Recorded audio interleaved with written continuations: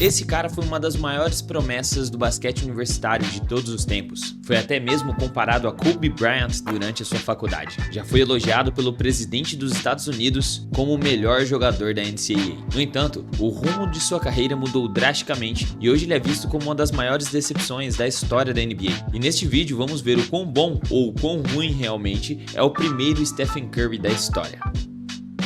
James Taft Fredette nasceu dia 25 de fevereiro de 1989 em Glens Falls, New York. Ele é o filho caçula de Alfred e Kay Fredette, e sua mãe, ao vê-lo recém-nascido, lhe deu o apelido carinhoso de Jimmer, pelo qual ele se tornaria conhecido futuramente. Desde cedo, Jimmer demonstrou um talento excepcional para o basquete. Aos 5 anos de idade, ele já marcava cestas. Inclusive, sua mãe lhe presenteou com uma mini cesta de basquete para que ele brincasse de basquete até mesmo dentro de casa. Aos 8 anos, ele dominava o pátio de sua escola, vencendo até mesmo os meninos mais velhos que ele. E seu pai, Alfred, o levava para competições em Hartford e Nova York, preparando-o para desafios maiores e acelerando seu amadurecimento no esporte. Quando Jimmer chegou ao ensino médio, ele jogou pela Glens Falls High School e, após muito treino e dedicação, se destacou como o melhor jogador da história do colégio. Quando se formou, ele havia se tornado o maior pontuador de todos os tempos da escola, anotando mais de 2.204 pontos em sua passagem por lá. Para você ter uma ideia do seu talento, em seu último ano de colégio, Jimmer alcançou 40 pontos em 12 jogos diferentes. Ele liderou sua equipe a um recorde de 25 vitórias e apenas 2 derrotas. Além disso, garantiu uma média de 25 pontos por partida, ajudando os Rocks a vencerem o campeonato nacional da AAU em 2006. Apesar do grande destaque, Jimmer passou despercebido por grande parte da mídia e não estava ranqueado nem entre os 50 melhores jogadores de ensino médio do país. E após se formar, recebeu propostas de 12 universidades, mas nenhuma delas fazia parte da elite do basquetebol dos Estados Unidos. Assim, ele decidiu ingressar na Brigham Young University. Em sua primeira temporada na universidade, 2007-2008, Jimmer Fredette, vestindo a camiseta de número 32, ajudou a Brigham Young a conquistar o título da temporada regular da Mountain West Conference. Em 35 partidas, ele registrou médias de 7 pontos, 1.7 assistências e 1.1 rebotes por jogo, contribuindo de forma discreta para o recorde de 27 vitórias e apenas 8 derrotas da equipe. Já em sua segunda temporada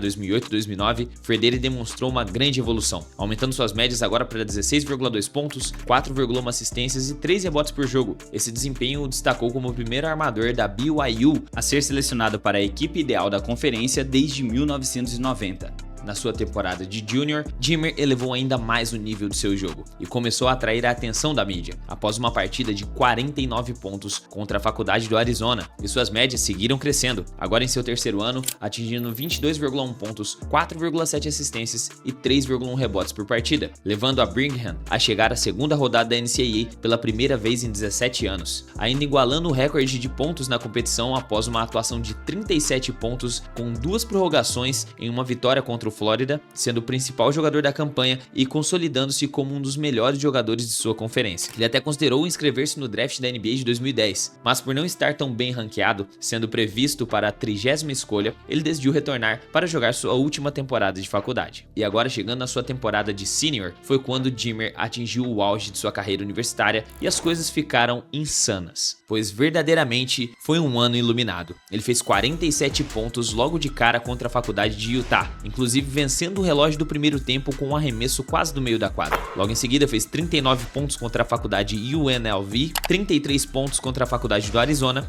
aparentemente ele gostava de jogar contra a Faculdade do Arizona, e em dezembro de 2010, quando Jimmer jogou em sua cidade natal, Glens Falls, atraiu uma multidão de 6.300 pessoas para assisti-lo, quase metade da população local, já que na época a cidade tinha apenas 14.500 habitantes. Mas as coisas ficaram malucas mesmo foi em janeiro de 2011, em uma partida onde ele enfrentaria Kawhi Leonard, que defendia o college San Diego State, uma universidade que estava invicta até então. E Fredette teve o seu terceiro jogo de mais de 40 pontos na temporada, fazendo 43 dos 71 pontos de sua equipe, vencendo o San Diego State diante de um público de mais de 22 mil pessoas. E após essa vitória de 71-58, os fãs invadiram a quadra e tentaram erguer Jimmer Fredette, mas foram impedidos por alguns seguranças e Jimmer ficou logo atrás da mesa que conta os pontos. Segundo o próprio Jimmy, abre aspas, "Minha vida mudou para melhor instantaneamente do dia pra noite após aquele jogo." E ali nascia o real hype de Jimmer Fredette.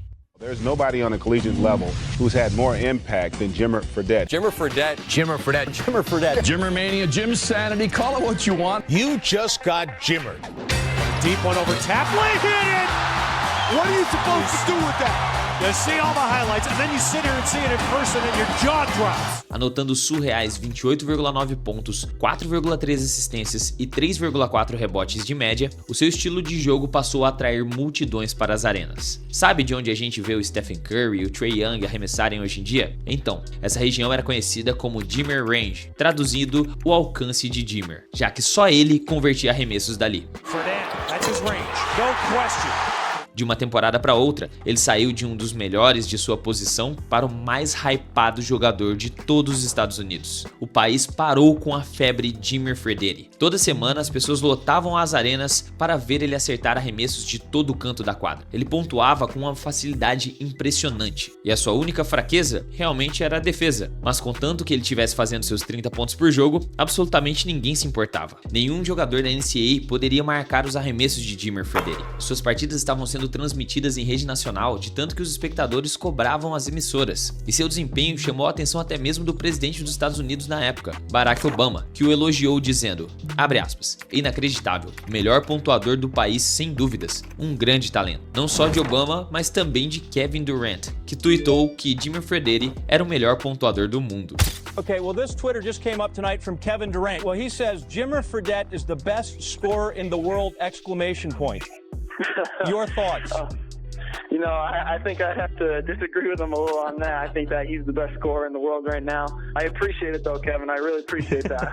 E com toda essa atenção, ele saiu de apenas um excelente jogador de basquete universitário para uma celebridade norte-americana, aglomerando multidões enlouquecidas por autógrafos do alarmador. E mesmo com toda essa atenção dos fãs e pressão da mídia, ele respondia à altura dentro das quadras. Em março de 2011, Jimmer fez 52 pontos contra a Universidade do Novo México, quebrando um recorde que antes era de Danny Ainge. Ele também liderou a BYU ao torneio da NCAA novamente. Dessa vez eles não só foram para a competição da NCAA, mas estavam sim ranqueados entre as 10 melhores equipes do país. E eles tinham uma real chance de saírem vitoriosos. Já que BYU contava com o melhor jogador do país, que até mesmo foi a capa da Sports Illustrated edição especial daquela temporada da NCAA. E quando o mês mais importante de sua vida começou, o March Madness, ele não se amedrontou. Começando o primeiro jogo contra o Wofford, fazendo 32 pontos, quebrando seu recorde na NCAA e liderando os Cougars a uma sólida vitória de 74-66. Apenas 2 dias depois, BYU enfrentaria o forte time de Gonzaga. Primeira vez que as duas universidades se enfrentavam em 62 anos. E Fredette, na ocasião, quebrou seu recorde de pontos novamente, atingindo 34 pontos com 7 arremessos para 3 convertidos em um passeio dos Cougars de 89-67. Finalmente, Brigham, pela segunda vez na história, voltava após 30 anos ao Sweet 16, que na ocasião eles chegaram ao Elite 8, uma rodada depois da que Jimmer estava pelas mãos de Danny Ainge. Mas Fredette queria entrar para a história ao lado do Hall da Fama do Celtics. E nessa terceira rodada da NCAA, um confronto familiar estava para acontecer, contra o Florida Gators, o mesmo colégio eliminado pelo Cougars um ano antes. Dessa vez, os Gators estavam prontos para se vingar de Fredette, colocando uma marcação muito física e sempre que possível colocando dobras quando Jimmer tentava chegar ao aro. E ao fim do tempo regulamentar, a partida se encontrava empatada em 68-68, com Jimmer Fredette tendo encontrado um jeito de fazer 32 pontos, mesmo não estando em sua melhor noite de aproveitamento. O único problema é que ao fim da prorrogação, Jimmer terminaria essa partida com os mesmos 32 pontos, sendo o pior jogador em quadra no tempo extra e errando todos os seus arremessos, sem esquecer que ele cometeu turnovers nos minutos finais. Mesmo com um triste fim da sua temporada Last Dance, até os dias de hoje o fenômeno Jimmer Fredette é respeitosamente lembrado como um jogador que foi um dos maiores pontuadores que o basquete universitário norte-americano já viu.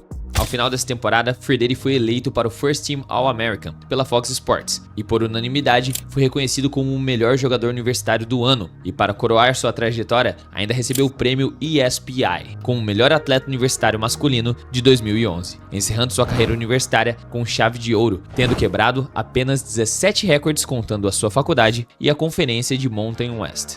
Levando em consideração a temporada que ele fez e o hype que ele tinha, eu poderia apostar que Jimmer Fredette ficaria entre as top 5 escolhas escolhas do draft de 2011. E a melhor plataforma quando se trata desse assunto, sem sombra de dúvidas, é a Stake. Se você não tem onde assistir NBA, você pode assistir de qualquer dispositivo, até mesmo com seu celular, com poucos cliques, direto da plataforma da Stake. Você pode temperar fazendo aquela betzinha com responsabilidade, utilizando o meu cupom GUIBEIRANBA para você ter acesso às melhores promoções disponíveis. Então, se você for maior de 18 anos e tiver responsabilidade financeira, crie já uma conta na Stake.com utilizando o cupom GUIBEIRANBA.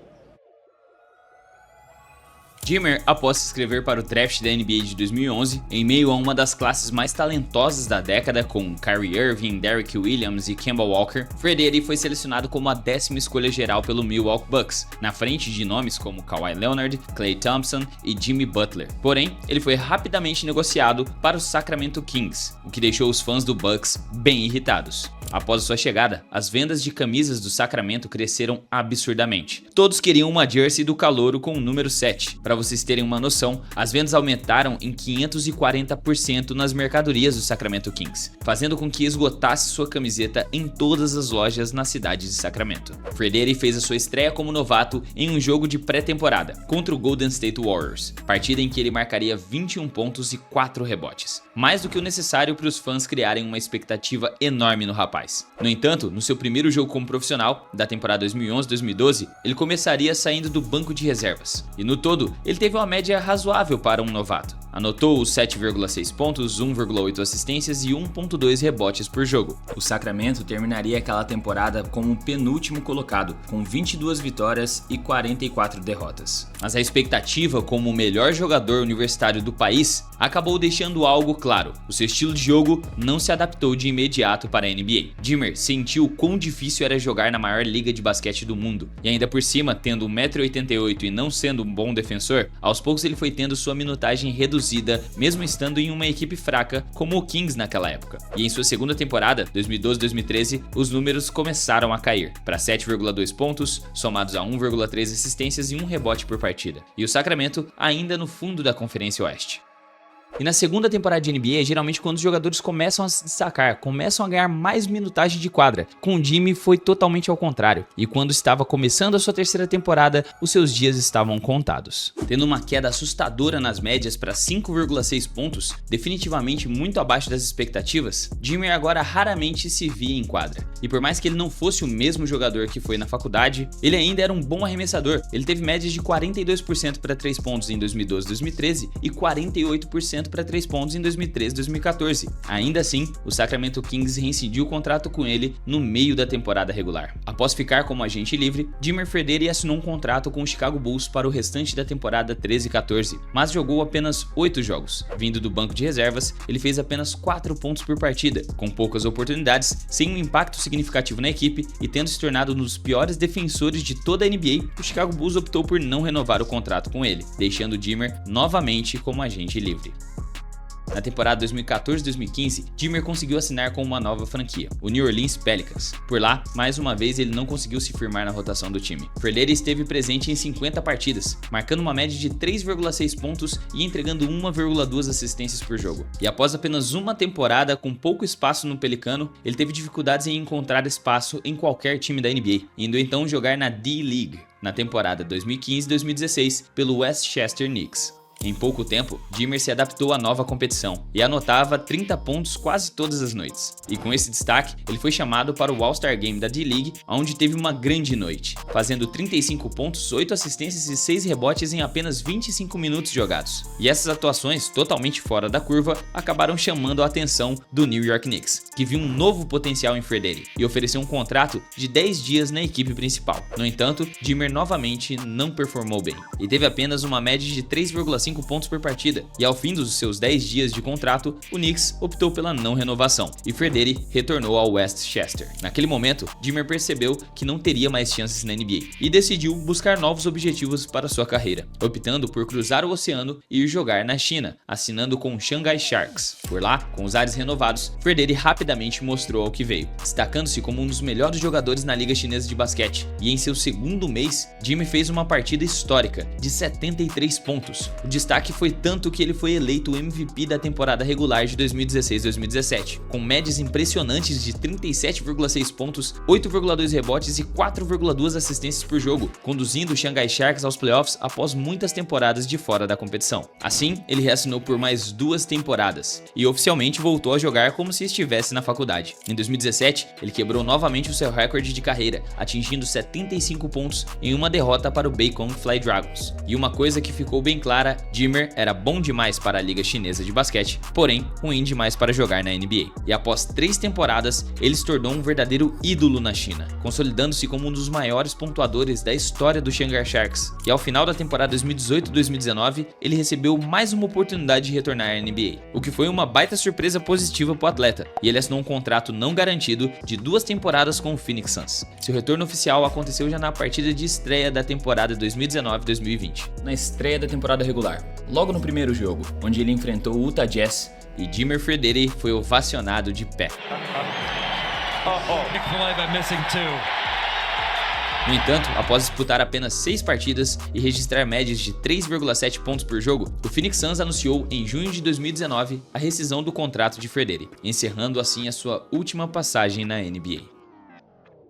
Novamente como agente livre, demorou apenas 1 mês para que Jimmer Fredette assinasse um novo contrato, agora de 2 anos com o Panathinaikos, na Liga Grega de Basquete. No entanto, após a suspensão das partidas devido à pandemia, a Liga Grega declarou o Panathinaikos como campeão da temporada. Ele ainda esteve presente em 27 partidas, anotando 12,9 pontos, 2,1 rebotes e 1,8 assistências por partida, o que são boas estatísticas para a Liga Grega de Basquete. Porém, devido à falta de jogos presenciais, o Panathinaikos enfrentou sérias dificuldades financeiras, e Jimmer Fredette tinha um salário consideravelmente alto, o que fez com que a equipe decidisse reincidir seu contrato.